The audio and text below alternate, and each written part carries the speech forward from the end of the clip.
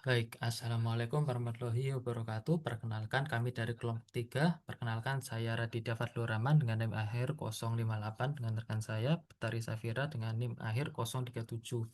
Kami di sini akan mempresentasikan hasil progres kami dari UAS dan progres terkait metodologi dan implementasi ke dalam Google Colab. Pertama yaitu dalam sistem framework dan data preprocessing, kami metodologinya menggunakan ada dua jenis dataset dari Kaggle dan dataset primary. Sistem diusulkan dari tiga bagian utama: dataset knowledge extraction, pengambilan pengolahan data medis pasien, dan domain expert knowledge extraction, proses mengumpulkan pengetahuan dari dokter melalui wawancara dan panduan klinis.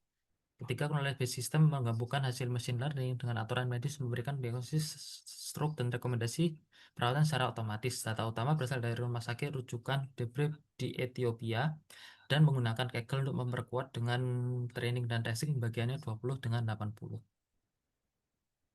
Pertama adalah kita untuk datasetnya dari Kaggle adalah seperti ini. Ada 12 atribut: ID, gender, age, hypertension, heart disease, ever married, work type, resident type, fresh glucose type, BMI, smoking status, dan stroke.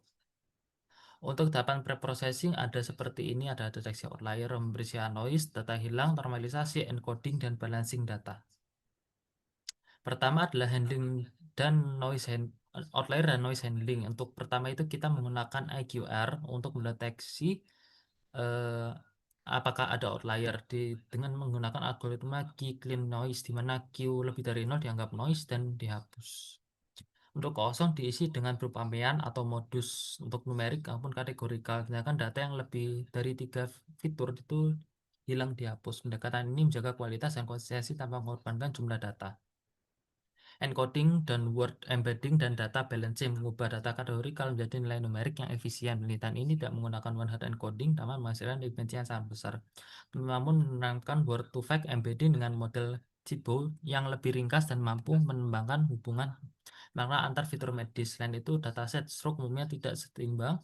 Smooth digunakan untuk membuat sampel sintetis kelas minoritas sehingga model dapat mengenali pola stroke lebih baik. Fitur selection dibersihkan dan diseimbangkan. Fitur yang paling berpengaruh terhadap risiko stroke kemudian menggunakan Chi-square test, elastic net, dan correlation analysis divalidasi secara klinis dengan SHAP. Hasilnya menunjukkan bahwa usia, kadar glukosa, BMI, hipertensi, dan penyakit jantung adalah faktor utama. Dan risiko stroke meningkat tajam setelah usia 60 tahun. Sementara glukosa di atas 150 mg per dl dan BMI tinggi memperkuat risiko tersebut. Dan ini adalah domain expert knowledge extraction, di mana kabar prediksi bahwa usia, kadar glukosa, dan BMI adalah fitur paling penting dalam prediksi risiko stroke. Sementara hipertensi, penyakit jantung, dan faktor lain berpengaruh lebih kecil. Temuan ini menegaskan bahwa semakin tinggi usia dan kadar gula, semakin besar risiko stroke. Pengetahuan medis dari wawancara ahli, catatan klinis, dan pedoman kesehatan menerjemahkan dalam aturan logis if-then. Dengan metode keputusan, SAP ini membangun dengan Prolog sebagai basis pengetahuan serta Python Flash untuk algoritma machine learning dan antarmuka web.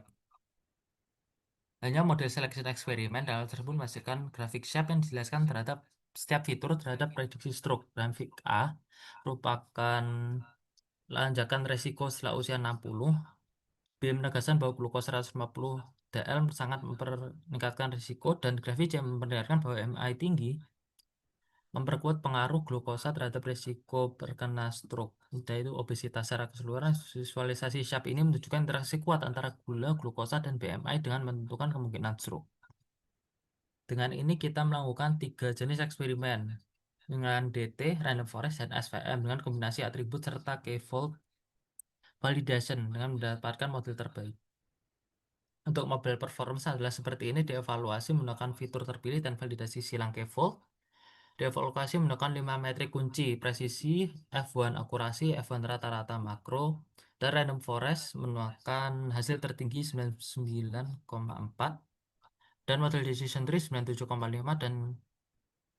dan model SVM memiliki 77% saja. Berikutnya adalah untuk detailnya, menunjukkan bahwa random forest memiliki akurasi yang terbaik.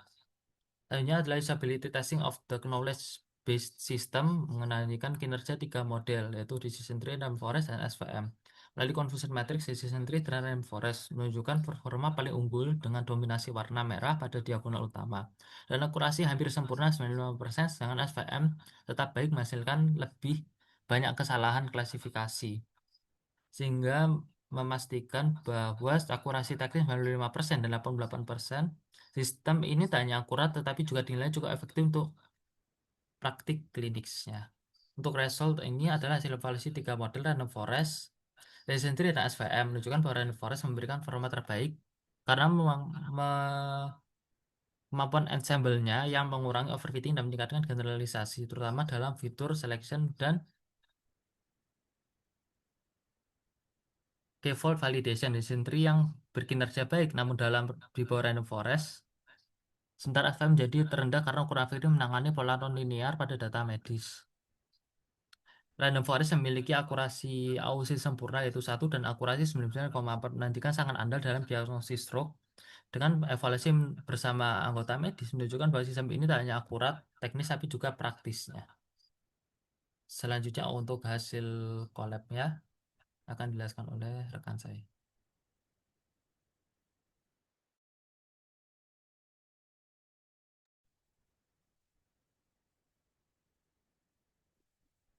Selanjutnya yang pertama itu kami mengimpor datasetnya dulu.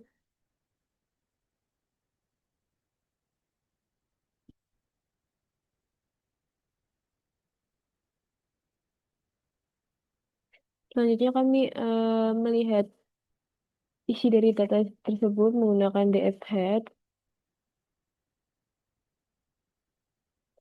Lalu kami mengcleaning dan menghapus null value-nya.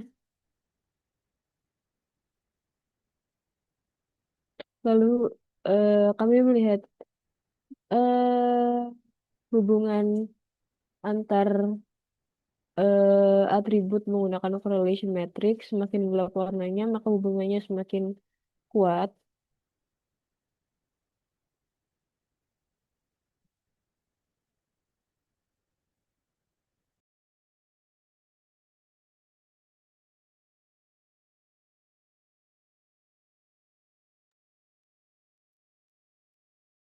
Baik, selanjutnya mungkin saya membantu adalah domain atribut word to fact. Ini dimana kita membuat variabel yang kita mengonversi tiap baris menjadi token kategori dan melatih word to fact dan menghasilkan embedding untuk fitur kategorikal yang nanti akan digabungkan dengan eh, dataset dataset yang pertama.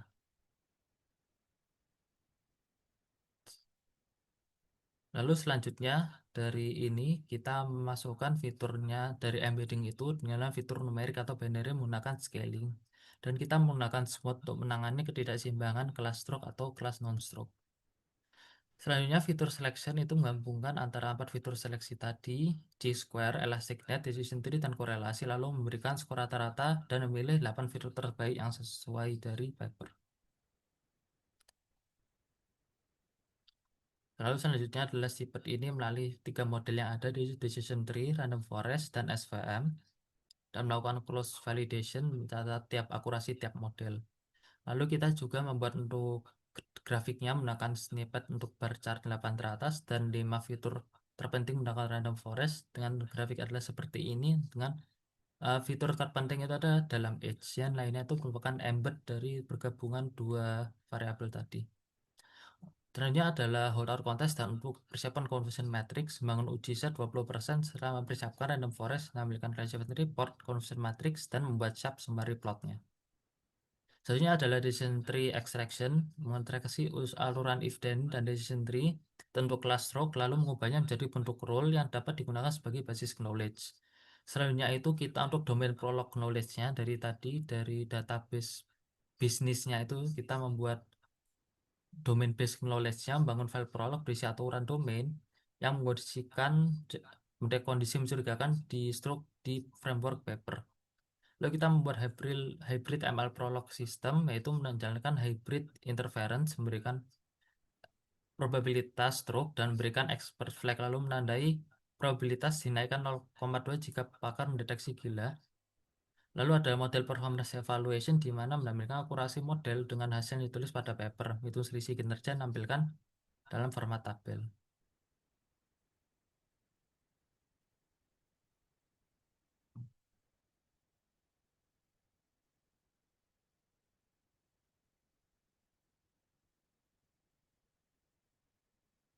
Lalu selanjutnya adalah untuk decision tree yang sudah dihasilkan adalah seperti ini. Decision tree menggunakan alur diagnosis berdasarkan gejala awal seperti kemampuan berbicara, pusing, kehamilan, emosi, kekuatan lengan, serta kondisi wajah dan penglihatan. Kombinasi gejala normal, abnormal seperti bicara terganggu, lengan lemah, wajah menurun, atau gangguan penglihatan mengarah pada prediksi stroke 1, sedangkan kondisi normal mengarah pada kondisi non-stroke atau 0. Secara ringkas, poin ini menggambarkan turunan if-then untuk mengidentifikasi kemungkinan stroke dari gejala yang muncul. Lalu grafik kiri menunjukkan probabilitas stroke yang meningkat pada berkembangnya usia, di mana model prediksi risiko yang tajam pada usia 60 tahun, dan grafik kanan memperlihatkan kadar glukosa yang tinggi terkait dengan meningkatkan resiko. Meskipun pola pengamatan lebih tersebar, keseluruhan model berhasil menangkap tren bahwa usia lanjut dan glukosa tinggi merupakan faktor penting meningkatkan resikonya stroke. Lalu grafik tinggi menunjukkan bahwa resiko stroke meningkat tajam ketika usia bertambah dengan glukosa semakin tinggi. Ini kurang lebih sama seperti sebelumnya, di mana glucose ketika semakin tinggi akan semakin naik ketika age-nya naik. Dan yang terakhir adalah grafik untuk hasil dari kita melakukan training tadi dan menggabungkan dua dataset itu. Data ini memperlihatkan bahwa Random Forest memiliki performa terbaik dibandingkan Decision Tree dan SVM. Pada grafik ROC, Random Forest memiliki AUC tertinggi 0,79, sedangkan DT dan SVM mendekati garis acak pada grafik Precision Recall. Ketiga model tampil rendah karena data stroke yang tidak seimbang, namun Random Forest menunjukkan hasil yang paling stabil. Nah, mungkin sekian untuk hasil dari uji coba dan hasil metodologi dari kelompok 3. Sekian dari kami. Wassalamualaikum warahmatullahi wabarakatuh.